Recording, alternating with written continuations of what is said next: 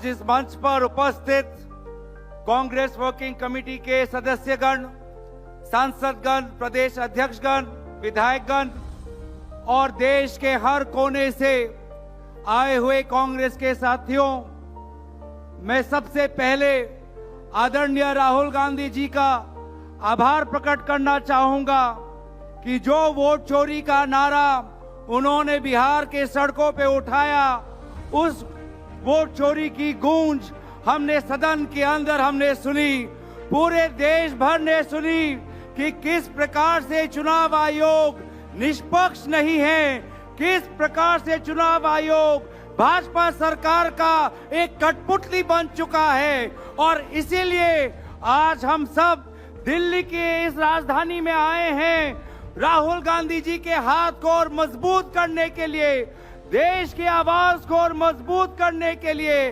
कि वो चाहे सत्ता में बैठे हुए लोग, अगर उनको लगता है कि वो हर दिन हर महीने चोरी कर पाएंगे, तो उनके चोरी को पकड़ने के लिए हर बूथ में, हर गांव में, हर ढाणी में लड़ाई लड़ेगा हमारे कांग्रेस का कार्यकर्ता।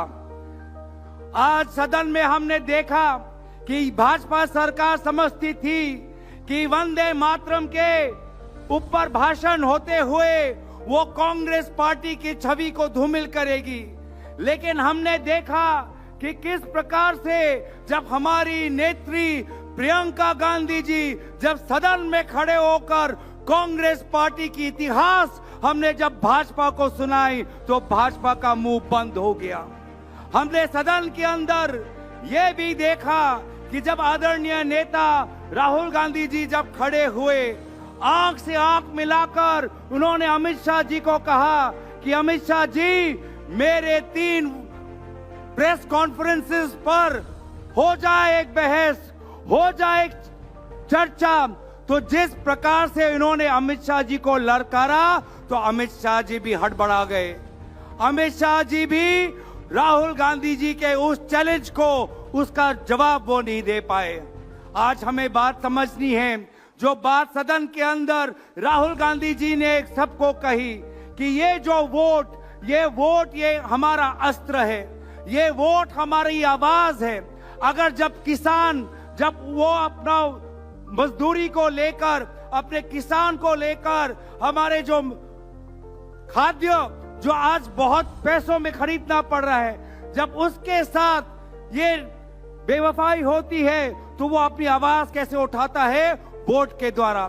जब बेरोजगार युवा, जब उसको नौकरी नहीं मिलती तो वो अपना आक्रोश कैसे व्यक्त करता है? वो वोट के द्वारा। वे महिला जिस पर अत्याचार होता है, वो महिला अपना गुस्सा कैसे दिखाती है? वो वोट के द्वारा। तो इसीलिए अगर लोकतंत्र में हमारे किसानों की, बेरोजगार युवाओं की, महिलाओं की, गांव की, विभिन्न प्रांतों की अगर आवाज उठानी है तो उनका आवाज होता है वो वोट। और इसीलिए ये भाजपा ये समझती थी कि पिछले लोकसभा चुनाव में उनके 400 पार सीट आएंगे। जब देखा कि 400 पार उनका सपना विफल हो गया, लोग उनके खिलाफ हैं, तो उन्होंने ये वोट चोरी शुरू की।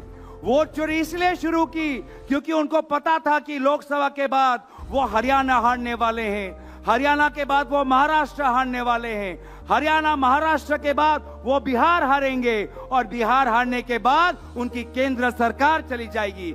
और सिर्फ जब देखा कि हरियाणा हारेंगे, महाराष्ट्र हारेंगे, बिहार हारेंगे, तो उन्होंने वोट चोरी शुरू की। वोट जो हमारा लिस्ट है वो फर्जी वोटर लिस्ट निकालने की शुरुआत की। इलेक्शन के बीच 10,000 रुपए फैलाने की बात की और केंद्र निर्वाचन आयोग, chief election commissioner Amit Shah ji के एकदम खास ज्ञानेश कुमार जी को चीफ इलेक्शन कमिश्नर के कुर्सी पर बैठाया, और ताकि कोई भी उन पर कानूनी कार्रवाई ना हो, इस प्रकार से एक नया कानून लेके आए हैं। और इसीलिए लोगों, आज हमें ये नहीं समझना चाहिए कि कांग्रेस पार्टी अगर ये 3 निर्वाचन में अगर हम पीछे हो गए तो हम कमजोर हो गए। नहीं, हमारी वो पार्टी है जिसने स्वतंत्रता सेनानियों के साथ हमने त्याग किया, बलिदान किया, और इसीलिए आज भी हम लोगों की आवाज बनते रहेंगे। हम राहुल गांधी जी से सोनिया गांधी जी से, मल्लिकार्जुन खड़गे जी से प्रेरणा लेते हुए हम आगे जाएंगे। मैं सभी दूर से आए हुए, उत्तर भारत से, दक्षिण भारत से, उत्तर पूर्व, पूर्व और पश्चिम से सभी को अपना विनम्र नमस्कार देते हुए मैं यहीं पर अपना भाषण समाप्त करता हूं। धन्यवाद।